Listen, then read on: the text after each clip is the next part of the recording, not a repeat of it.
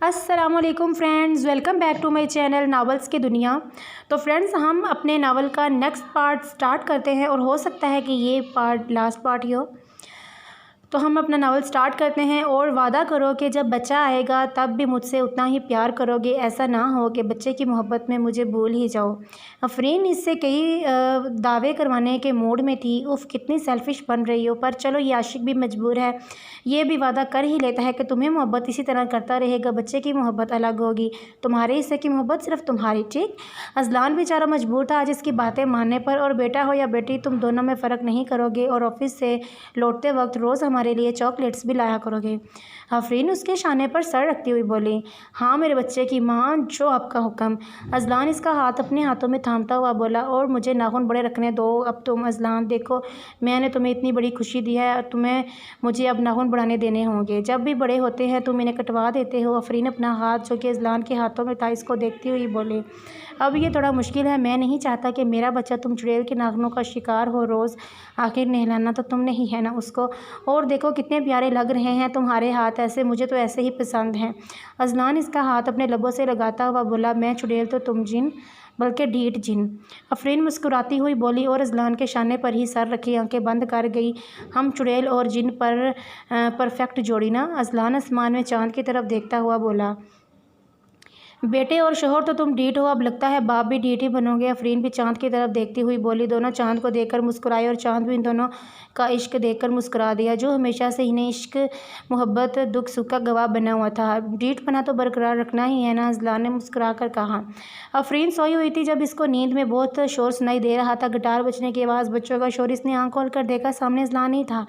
وہ آنکھیں مستے ادھر ادھر دیکھنے لگی، شور ابھی تک کانوں میں گونج رہا تھا، یہ اتنا شور کیسا ہے؟ آفرین چل کر ٹیرس کی طرف بڑھی جہاں سے اس کو شور سنائی دے رہا تھا، وہ پردے ہٹائے ریکنگ پر ہاتھ رکھتی نیچے دیکھنے لگی، جہاں اذلان سفید شلوار قمیض میں ملبوس بہت سارے بچوں کی بھیڑ میں کھڑا ہوا گٹار بجا رہا تھا، چہرہ اوپر کیے اذلان آفرین کو ہی دیکھ رہا تھا اور گٹار ابھی بھی بج رہا تھا۔ آفرین کو وہ گٹار بجاتا بہت اچھا لگتا تھا، اور صبح کے وقت اس خوبصورت سما میں اس کو تازگی بھری روشنیوں میں کافی دلکش لگا، اور بچے جو کہ ہاتھوں میں رنگ برنگے غبارے لیے کھڑے تھے اذلان کے گٹار کی دھن پر 3 ڈانس اسٹیپ بار بار دہرا رہے تھے، جو اذلان نے ان کو ہی سکھائے تھے بہت محنت سے۔ وہ سب حیرانی سے دیکھ رہی تھی اور اس کو یہ سب کافی حسین لگا۔ اب میرے اس سر پھرے شوہر کا کیا ارادہ ہے؟ وہ اذلان کو دیکھ کر سوچنے لگی، جو نہ جانے کیا کیا کرتا رہتا تھا۔ اذلان اس کی طرف مسکراتا ہوا دیکھ رہا تھا، جہاں وہ سادہ سے سبز رنگ کے پلین فراک میں ملبوس اس کو کھڑی ہوئی دکھی۔ صبح کی ہلکی سی ہوا آفرین کے لمبے بال اڑا رہی تھی۔ آفرین اب ریکنگ پہ کہنیاں رکھے ہاتھوں میں اپنا چہرہ رکھے بہت دلچسپی سے دیکھ رہی تھی، ہاتھ تھک گئے میرے گٹار بجا بجا کر، پر مجال ہے کہ تم نیند سے اٹھو، اب دیکھ کیا رہی ہو، جلدی سے نیچے آؤ۔ اذلان وہیں سے چلاتا ہوا بولا، اب یہ سب کیا ہے اذلان؟ آفرین نے بھی اس کو اوپر سے ہی آواز دی، نیچے تو آؤ جلدی جلدی۔ آفرین اپنے کمرے میں گئی اور ریشمی سبز دوپٹہ گلے میں ڈالے نیچے چلی آئی۔ عظمیٰ باہر لان میں کھڑی سب دیکھ رہی تھی، اب اس نے کیا کیا ہے خالہ؟ آفرین نے عظمیٰ کو دیکھتے ہوئے مسکرا کر پوچھا، خود ہی پوچھو، اس سے صبح کی نماز سے آ کر پورا گھر سر پہ اٹھایا ہوا ہے، صبح سے یہی کام کر رہا ہے۔ عظمیٰ نے بھی مسکرا کر کہا، ساس سے گلہ بعد میں کر لینا میری، اب اپنے ڈھیٹ شوہر کے ساتھ آؤ، اور امی آپ بھی آئیں نا۔ اذلان اپنا ہاتھ آفرین کے آگے بڑھاتا ہوا بولا، اور عظمیٰ کو بھی آنے کا کہا۔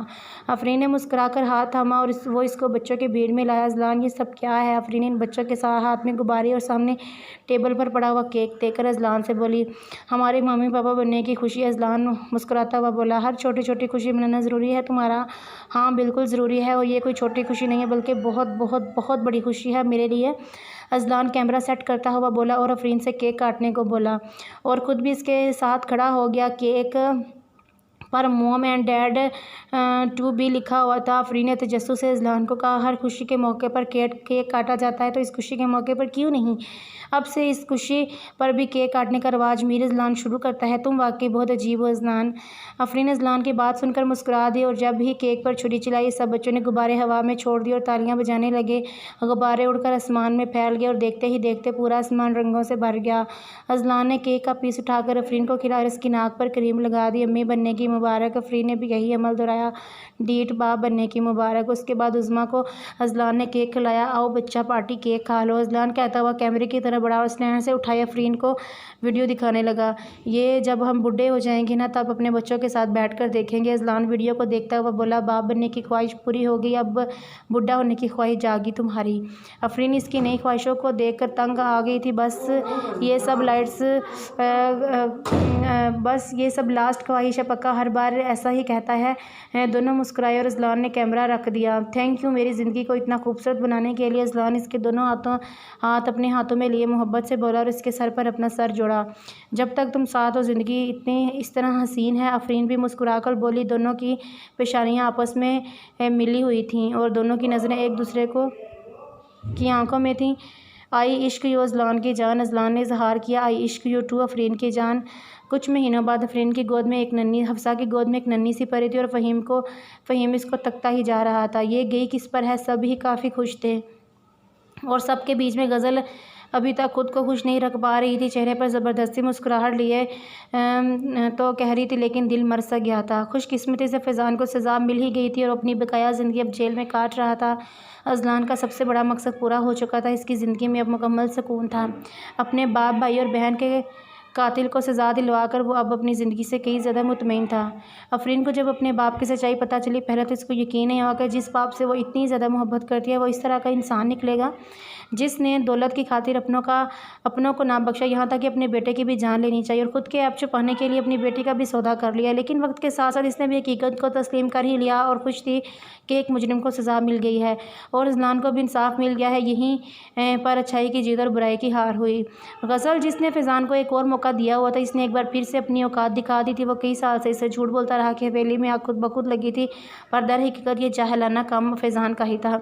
गज़ल ने कभी सोचा ना था और इसी तरह एक बार फिर यकीन टूटने पर वो खुद से ही खफा थी कि इसने बहुत ही घटिया शख्स के साथ मोहब्बत की थी और इसके साथ रिश्ता कायम था। यहाँ तक कि ये सुनते ही इसने तलाक का भी फैसला कर लिया था, पर फैज़ान हरगिज़ नहीं तैयार था ऐसा हो। गज़ल भी मजबूर बच्चों का ख़ानदान की इज़्ज़त का सोचकर चुप हो गई, पर दिल से फैज़ान से हर रिश्ता ख़त्म कर चुकी थी। और तानिया को भी अजलान और अफरीन ने इसका हक़ दिला दिया था जो कि दानियाल ने इसको अपनी बीवी की हैसियत से नहीं दिया हुआ था। असद को काफ़ी अफसोस हुआ ये सुनकर कि दानियाल ऐसा भी कर सकता है। हकीकत काफ़ी कड़वी थी पर हकीकत थी। असद को इस हकीकत को तस्लीम करने में काफ़ी वक्त लगा। अलबत्ता नादिया ने दादी बनने के ख्वाब सजा लिए थे और हर वक्त कहा करती थी कि दानियाल आने वाला है। इसको दानियाल की औलाद में दानियाल दिखने लगा था और इसने तानिया को अपनी बहू तस्लीम कर लिया था। मजबूर असद को भी इसको अपनी बहू का मुकाम देना पड़ा और तानिया ने पूरी कोशिश की थी असद और नादिया का दिल जीतने में। असद ने जब इसको देखा वो बिल्कुल बेटियों की तरह इनके साथ पेश आ रही है, वो दिन रात सिर्फ नादिया और असद का ही ख्याल रखती है, तो असद का रवैया भी तानिया के साथ नरम हुआ। तानिया के आगे पीछे कोई ना था सिवाय एक नानी के जो सब कुछ थी। दानियाल और तानिया के निकाह के बारे में भी तो इतनी मुश्किलात पेश नहीं आई। तो तानिया का 3 माह पहले ही एक बेटा हुआ था जिसका नाम नादिया ने तबरीर रखा था। अजलान और अफरीन के बच्चे को आने में भी सिर्फ 2 महीने बाकी थे और इनको बेटे की खुशखबरी मिली थी। फ़हीम इतनी देर क्या कर रहे हो बच्ची को? उज़्मा ने फ़हीम को देखकर कहा जो कब से बच्ची को यकाटक देख रहा था। देख रहा हूँ, किस पर गई है? फ़हीम इसी तरह इसको बगौर देखता हुआ बोला, किस पर गई है बता दो। फिर ज़रमीना बेगम बोली, होंठ तो मुझ पर हैं, इसके पतले से प्यारे आँखें हिफ़ी पर हैं बड़ी बड़ी और नाक इसकी बंदरियाँ यानी अफ़ी जैसी है। फ़हीम बच्ची का एक एक नक्श सोचे सोचे बोला, भाई अब तो सुधर जाएं। अफरीन फ़हीम को घूरती बोली, सही तो कह रहा है, ये मोटी नाक वाकई तुम जैसी है इसकी। अजलान भी इस बच्ची को देखता हुआ बोला, जब से अफरीन थोड़ी थोड़ी मोटी हुई थी वो इसको रोज़ मोटी मोटी कहकर तंग किया करता और अफरीन को बहुत ज़्यादा चिढ़ लगती जब वो इसको मोटी बोलता। हालांकि बेचारी इतनी मोटी हुई नहीं थी, बस पेट निकलने की वजह से लग रही थी, पर अजलान मौके का पूरा फ़ायदा उठाता इसको मोटी मोटी बोलकर। अजलान मुझे मोटी मत कहा करो। अफरीन उकता कर बोली, अच्छा जो आपका हुक्म मोटी नहीं कहता भैंस कहता हूँ। परफेक्ट है। अजलान अभी भी डीजी था और तुम बूढ़े बिल्ले हैं। अफरीन तड़कर बोली। अफरीन भी इसको चुराने के लिए यही बोलती, जिस पर अजलान अच्छा खासा तप जाता। अजलान को ये लक़ब पसंद ना था बिल्कुल भी। डीट बोला करो, बदतमीज़ बोला करो, कुछ भी, पर ये बूढ़ा बिल्ला ना बोला करो। अजलान उकताया, अब तो मैं बूढ़ा बिल्ला ही कहूँगी। अफरीन टिटाई से मुस्कुराते हुए बोली। अजलान ने बस इसको घूरने पर इत्तफ़ाक़ किया, इसका नाम खबरदार नाम मैं ही रखूँगी बेबी का। फ़हीम ने कुछ बोलना चाहा जब अफरीन ने इसकी बात काट दी। हाँ भाई रख लो नाम, कौन रोक सकता है तुम्हें। फ़हीम ने हार मान ली। इसका नाम सना रखेंगे हम। अफरीन ने अजलान की बहन का नाम लिया और मुस्कुराकर अजलान को देखते हुए कहा, और फिर बाकी सब کو دیکھا جو اسی کو دیکھ رہے تھے۔ اس کی پھوپھی کا نام ہے، کسی پر تو ہونا چاہیے نا؟ آفرین نے مسکرا کر کہا، ہاں ہاں کیوں نہیں، ثنا تو بہت پیارا نام ہے۔ فہیم مسکرا کر بولا۔ سبھی کو نام پسند آیا اور سب نے خوشی خوشی حامی بھر لی۔ اذلان کو اچھا لگا کہ آفرین بھی اس کے اپنا کو اب اپنا سمجھنے لگی تھی۔ اذلان فیضان سے جیل میں ملنے آیا تھا، اس کا خون کے پیچھے کا چہرہ دیکھ نہ سکے۔ فیضان چہرے پر سختی لیے خستہ حالت میں سلاخوں کے پیچھے تھا، سفید کپڑے جن پر کئی زیادہ نشان تھے۔ کہاں وہ سوٹ بوٹ پہننے والا فیضان، اب اس گھر کے ملازموں سے بھی بدتر حالت تھا۔ کیسے ہو فیضان، مزہ آ رہا ہے نا اپنی اصل جگہ پر رہ کے؟ ویسے گرمی کافی زیادہ ہے یہاں، گھر کی ایسی تو یاد آتی ہوگی۔ اذلان اس کو تپاتا ہوا بولا، تم نے اچھا نہیں کیا، مجھ سے سب چھین لیا تم نے۔ فیضان طیش میں آ کر اپنی حالت دیکھتا ہوا بولا، وہ کام جاتا جب خود کو اس حالت میں دیکھتا۔ تمہیں ایسے دیکھ کر بہت مزہ آ رہا ہے، یقین جانو یہ تو بس دنیا کی بنائی ہوئی دوزخ ہے فیضان، ابھی تو تمہیں اوپر والے کو بھی منہ دکھانا ہے۔ اذلان نے اس کی حالت کو دیکھتے ہوئے کہا، غزل کیسی ہے؟ اس کو تو تم نے مجھ سے بدگمان کر دیا، طلاق لینے کو تیار تھی مجھ سے، میں کبھی معاف نہیں کروں گا تمہیں۔ فیضان کو غزل کی قدر اب ہوئی تھی، تم لائق ہی اس کے تھے، تم نے مجھ سے میری محبت کو چھینا ہے، میں تمہیں تمہاری محبت کبھی نہیں ہونے دوں گا۔ فیضان بدلے کی آگ میں جلتا ہوا بولا، رسی جل گئی پر بل نہیں گیا، ابھی بھی وہی بدلے، کبھی سدھرو گے آخر تم؟ اذلان اس پر حیرت کھاتا ہوا بولا، جو ابھی بھی اپنی فطرت سے باز نہ آیا تھا۔ اذلان کہتا ہوا وہاں سے چلا گیا، زندگی کافی حسین تھی، کبھی سوچا بھی نہیں تھا کہ اس قدر خدا نے میری زندگی کو حسین لکھا ہے، مجھے اذلان جیسے شخص کے ساتھ جوڑنے میں بنا کر بھیجا ہے۔ میں تو شکر کرتے نہیں تھکتی کہ اذلان جیسا محبت اور عزت دینے والا شوہر میرے نصیب میں ہے۔ اب تو لگتا ہے جیسے سانسوں کے چلنے کی وجہ سے جسے دل کی دھڑکنیں اس کی دھڑکنوں کا محتاج ہوں۔ اس کا ہاتھ تھام کر مجھے احساس ہوا کہ عشق کس کو کہتے ہیں۔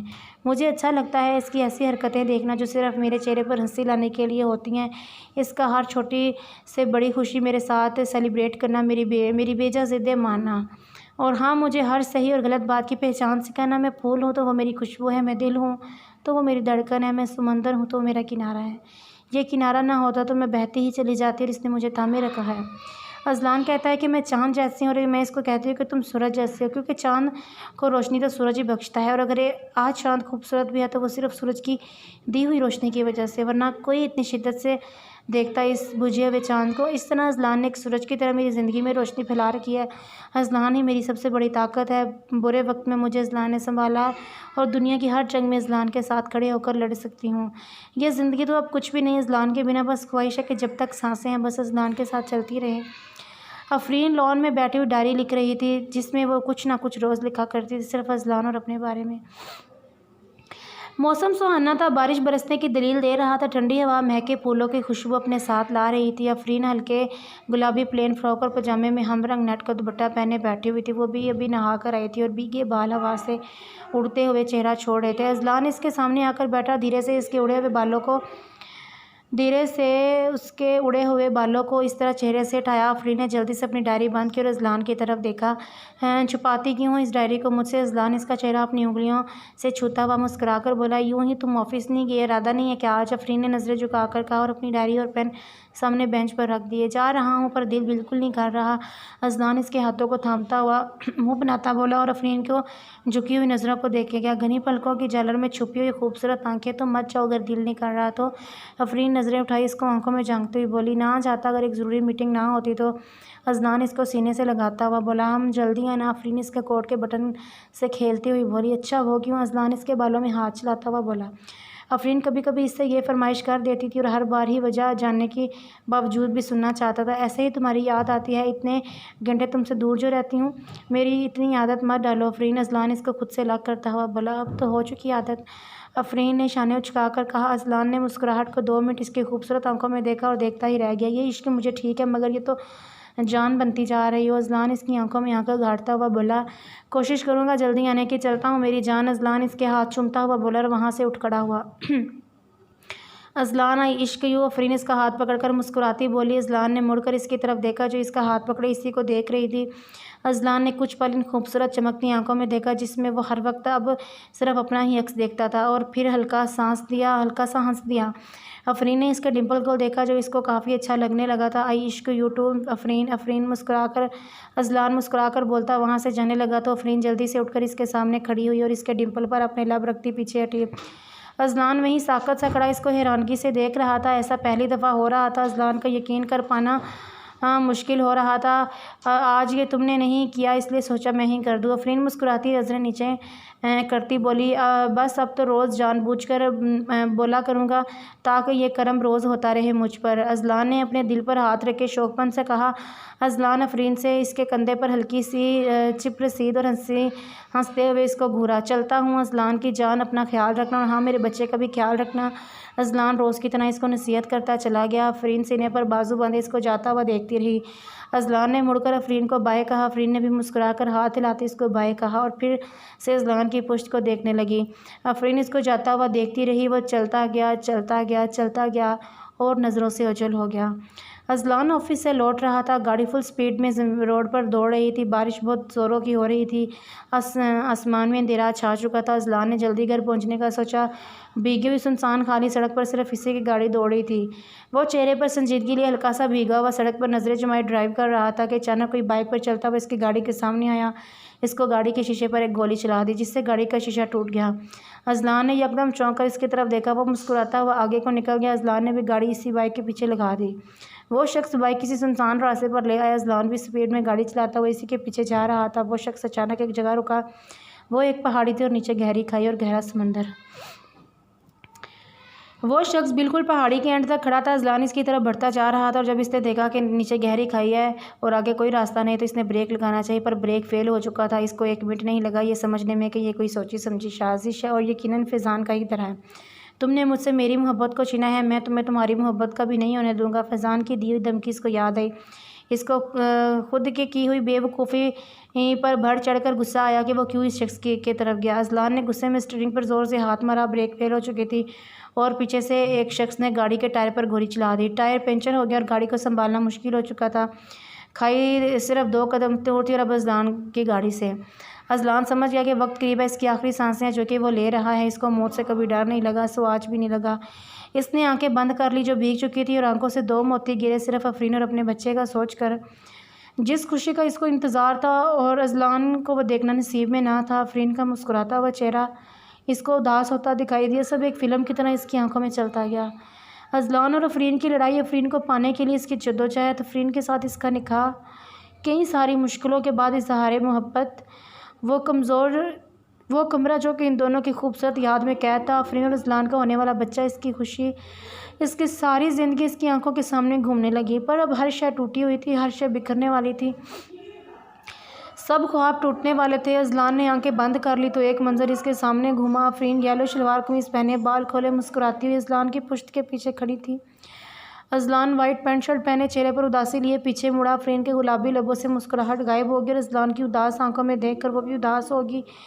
اذلان نے آنکھوں میں اس کو جدائی کی خبر سنا دی۔ آفرین رونے لگی اور اذلان کا ہاتھ تھامنا چاہا۔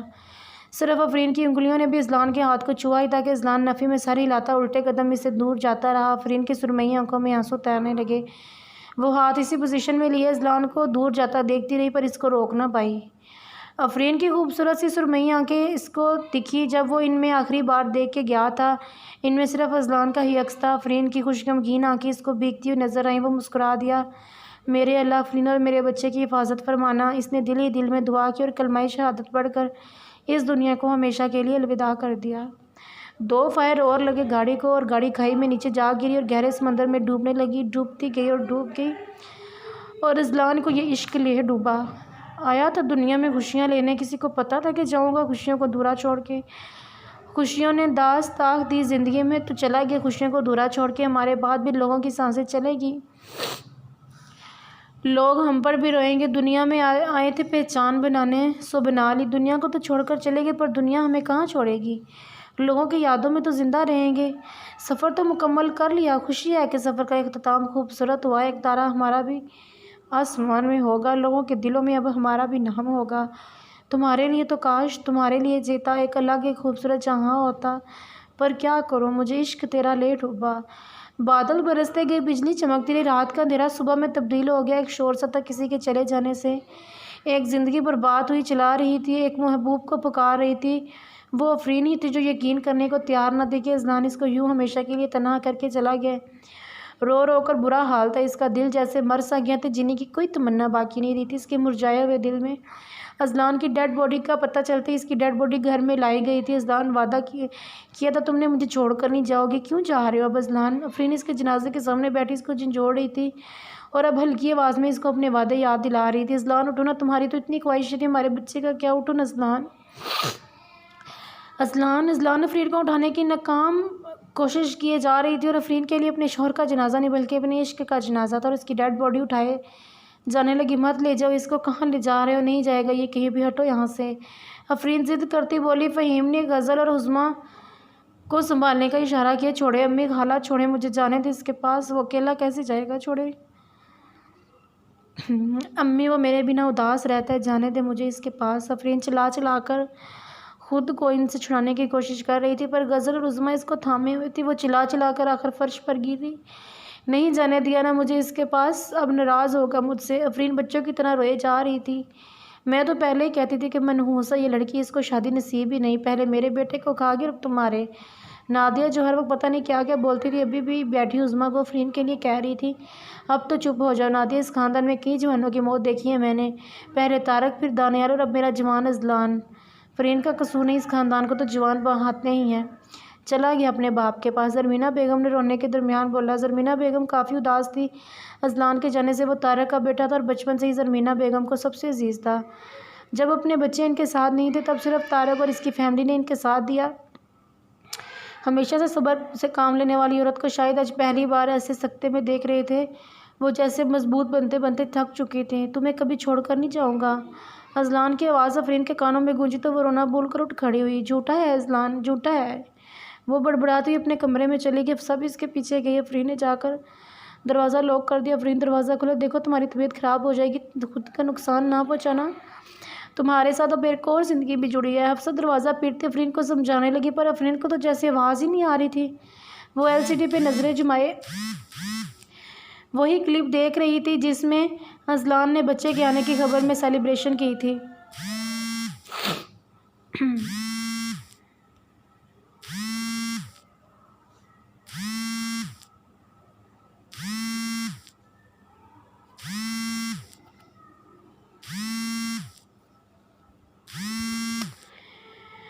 اور بند کرنا بھول گئی تھی جو کہ ابھی تک چل رہی تھی۔ جب ہم بڈھے ہو جائیں گے نا تب ہم یہ ویڈیو اپنے بچوں کے ساتھ دیکھیں گے۔ اذلان کی آواز اس کے کانوں میں گونجی۔ اس نے غصے میں آ کر ٹی وی بند کر دیا۔ جھوٹا، جھوٹے ہو تم اذلان، جب اس طرح چلے ہی جانا تھا تمہیں تو اتنے خواب کیوں دکھائے، مجھے اپنی عادت ڈال کر کیوں چلے گئے تم؟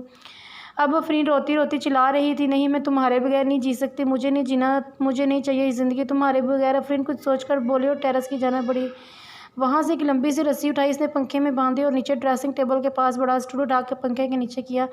باہر سے کافی شور آ رہا تھا۔ جب افرین کو پکار رہے تھے دروازہ بجنے کی آوازیں، اس نے ایک نظر دروازے کی طرف دیکھا اور اسٹول پر کھڑی ہوگی وہ ایک اور قدم اٹھاتی، اتنی دیر میں فہیم دروازہ توڑتا اندر آیا۔ حفصہ اور غزل نے افرین کو پکڑ کر بیڈ پر بٹھایا۔ اس نے کافی مزاحمت کی۔ افرین کیا کر رہی تھی؟ پاگل ہو، تمہارا دماغ خراب ہے؟ اپنا نہیں خیال تو اپنے ہونے والے بچے کا ہی خیال کر لیتی۔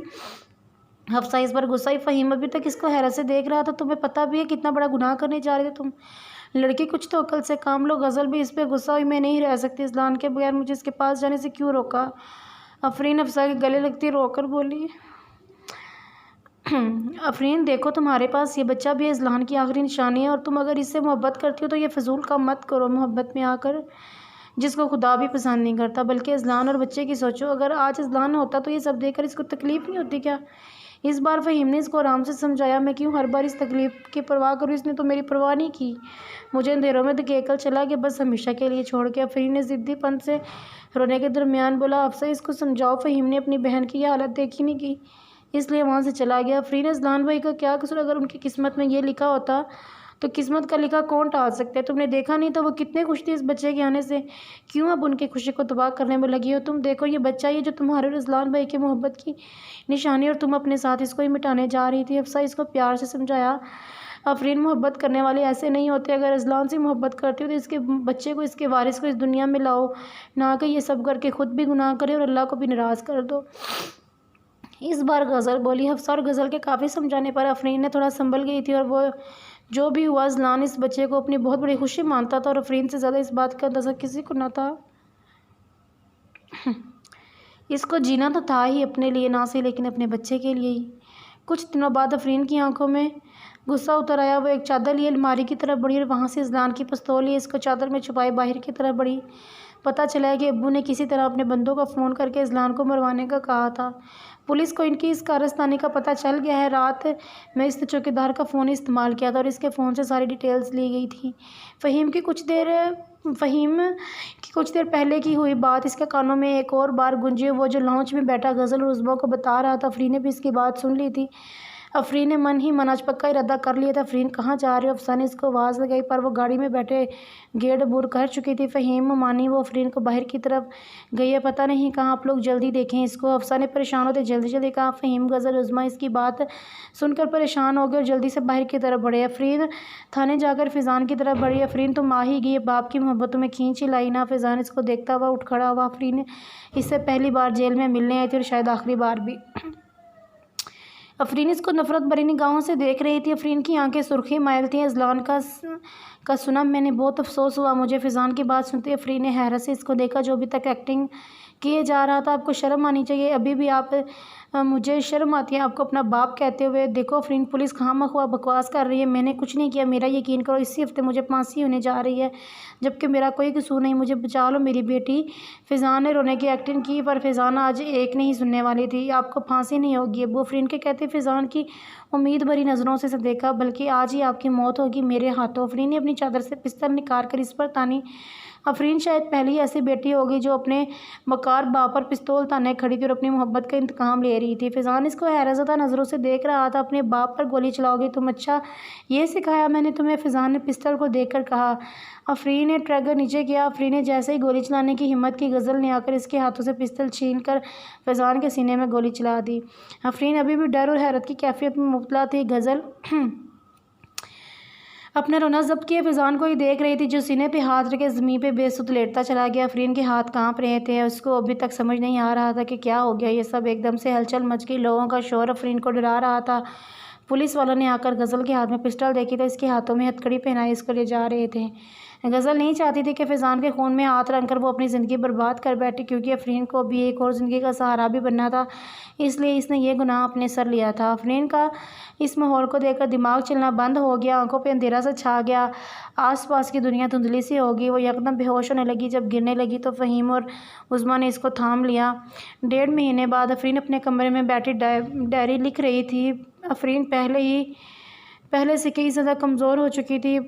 पतला सा वजूद, जर्द हुई रंगत, बुझा हुआ चेहरा।